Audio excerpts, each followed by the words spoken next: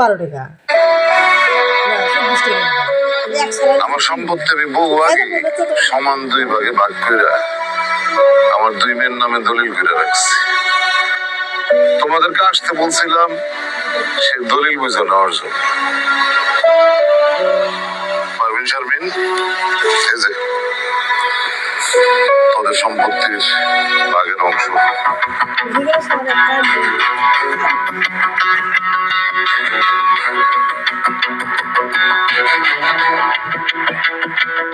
আব্বা, তুমি সব সম্পত্তি আমগো নামে লেখা দিছো?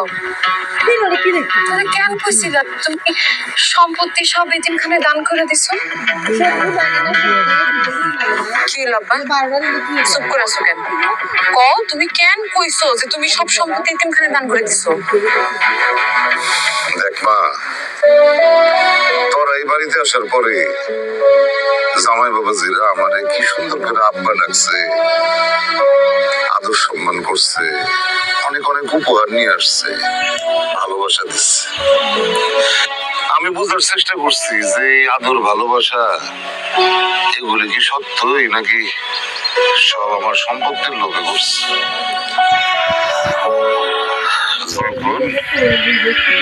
আমি তো করে বললাম যে এতিমখানায় আমি সব সম্পত্তি দান করে দিছি, তারপর 2 জামাই আমার সাথে যে ব্যবহারটা করলো,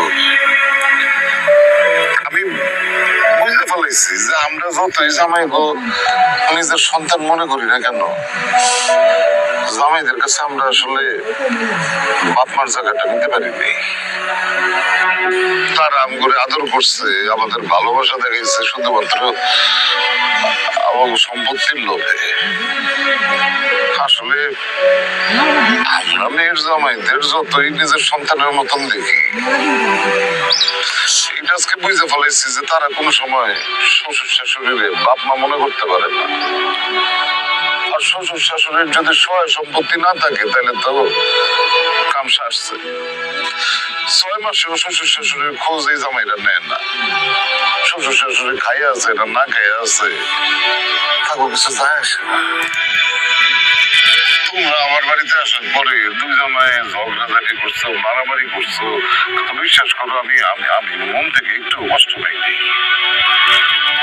কিন্তু আজকে যখন আমি বুঝতে পারলাম যে তোমরা আসলে আমার ঘরে মানে কোন অবস্থাতেই বাপ মা ভাবতে পারো না, আমরা তোমার কাছে শ্বশুর শাশুড়ি, সম্পত্তির ভাগ দেওয়া শ্বশুর শাশুড়ি, কষ্ট পেয়েছি।